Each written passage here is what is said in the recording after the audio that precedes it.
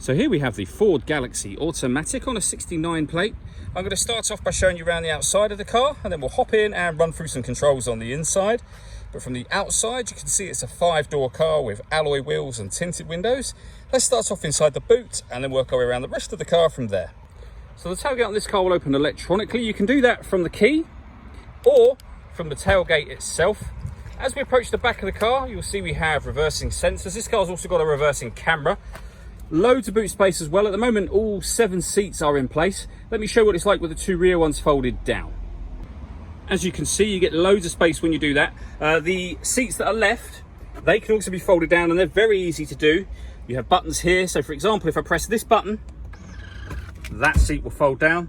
You can do the same with the middle seat, and obviously all 3 are the same, and you can see how much space you get when you do that.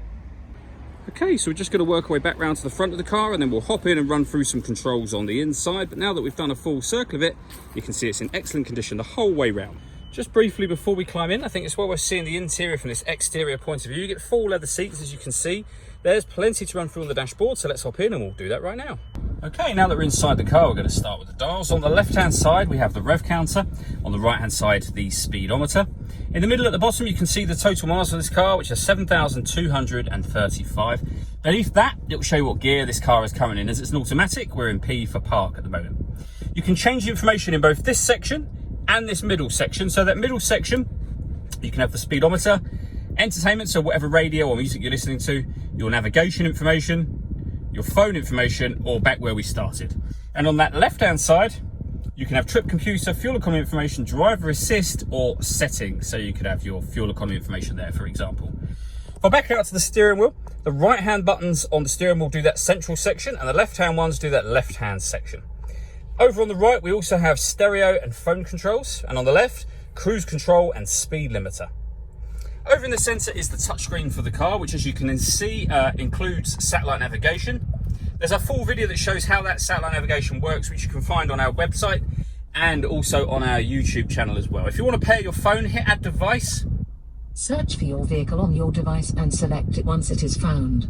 And then just follow the instructions from there. It's very easy to do. This turns your audio on. And then in terms of the ways in which you can listen to your music, you have AM, FM and DAB radio, a CD player, and then Bluetooth audio as well, so that you can stream your music wirelessly as well as making and receiving phone calls. This car also has 2 separate USB inputs as well, so if you plug devices into either or both of those, they will appear up on here as options. Including that, if we pop the car into reverse, you'll see we also have a full colour reversing camera with guidelines showing you what direction the car is headed in relation to the image that it's showing on the screen. Working our way down, we have the CD player, the main volume for the stereo as well. We then have dual zone climate control, so you can adjust the passenger temperature, the driver temperature, the fan speed up and down from here, and all adjustments for driver, for passenger, for the fan speed, they all show on that main screen. Now, when you're happy with those settings, this button turns the air conditioning on. It's on at the moment, so off, back on again, or hit auto. When you do that, the car will now maintain the temperature that you've asked for, and you can hear it doing that now by taking control of the fan speed for you. To override that, just readjust the fans to whatever level you want them on. We have a heated driver seat, and the same on the passenger side just here, and we have a proper heated front screen as well as the heated rear screen. This cubbyhole section will open up.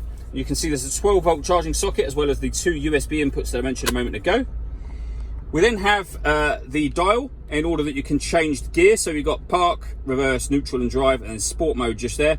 So very easy to change. Just pop your foot on the brake and you can see it will show you what gear this car is in, whichever one you select. To the left of that, we have this button. Firstly, this turns off the parking sensors. This one turns off the stop and start. This car is designed to cut out when it's stationary in traffic to save you fuel. I've just turned that system off. The car also has autonomous parking. We hit that button and I'll show you up on the main screen. This car is able to parallel park and perpendicular park itself. Again, we've done a couple of videos showing how this works. You can find it on the website and also on our YouTube channel again. And then lastly, we have an electronic handbrake just here. All that leaves me to say is thank you for taking the time to watch this video. If you'd like to come and see the car in person and have a test drive, please feel free to call any of our MJA sites. We'd love to hear from you soon.